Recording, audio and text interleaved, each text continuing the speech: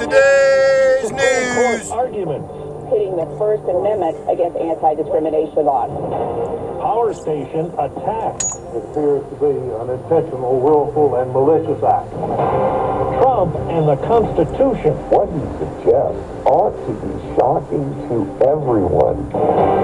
Good morning. I'm Steve Kathan with the CBS World News Roundup. Today, the U.S. Supreme Court hears arguments in the case of a graphic artist, Lori Smith, who objects to designing wedding websites for same-sex couples. Colorado is not only telling me what I can't say, they're telling me what I must say. Colorado Attorney General Bill Weiser. This is not only about equal rights based on sexual orientation or gender identity. This is about equal rights based on religion, ethnicity, or race. Here's CBS's Jan Crawford. The court had a similar case 5 years ago involving a baker. He won that case, but narrowly. The justices didn't take up these bigger First Amendment issues, so now it's back before this newly conservative Supreme Court. The FBI is involved in the investigation into power stations that were shot up and disabled in Moore County, North Carolina. CBS's Bradley Blackburn. Utility provider Duke Energy says the substation suffered extensive damage. Their crews are working to restore power quickly, but that process could take several days. We are looking at a pretty sophisticated repair. With overnight temperatures dropping below freezing, the county has opened an emergency shelter. Resident Andrew Wilkins is staying home with his family, huddling by a fire to stay warm. It's frustrating, it's unfortunate, it's frankly, in some levels, infuriating. Now to Georgia, CBS's Nicole Killian has the latest on the final day's blitz in the U.S. Senate runoff. Election day is tomorrow. Are you ready to win this election? Incumbent Democratic Senator Raphael Warnock ended Sunday in church. You're going to vote for somebody whose last name begins with a W. And the Baptist minister who pastors the same church Reverend Martin Luther King Jr. did got some backup from the choir. In a virtual phone bank with Stevie Wonder.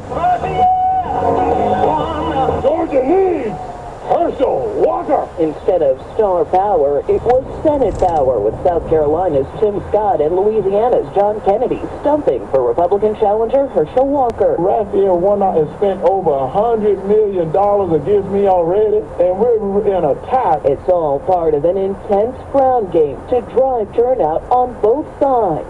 Democrats and some Republicans are blasting former President Trump for saying on social media that parts of the Constitution should be terminated so he can be restored to the presidency. New York Republican Congressman-elect Mike Lawler on CNN. I don't support that. The Constitution is set for a reason. University of Virginia political scientist Larry Sabato. He's saying there's an alternative to a new election. It's simply installing me, Donald Trump, as president again. Overseas, the word from Iran is the country's morality police is being disbanded. CBS's Holly Williams tells us it's been one of the targets in weeks of demonstrations over the treatment of women. Iran's morality police are hated by many. In social media videos, they're seen enforcing conservative Islamic dress codes imposed on women, including a compulsory head covering. They were the ones who arrested 22-year-old Mahsa Amini in September. Many in Iran believe she was beaten or tortured by the morality police. 4 minutes after the hour. 3-7. Well, that's today's news. Today's news. I didn't hear any good news, did you? I didn't think so. I guess it's all about perspective. Excuse me. The glass is half full.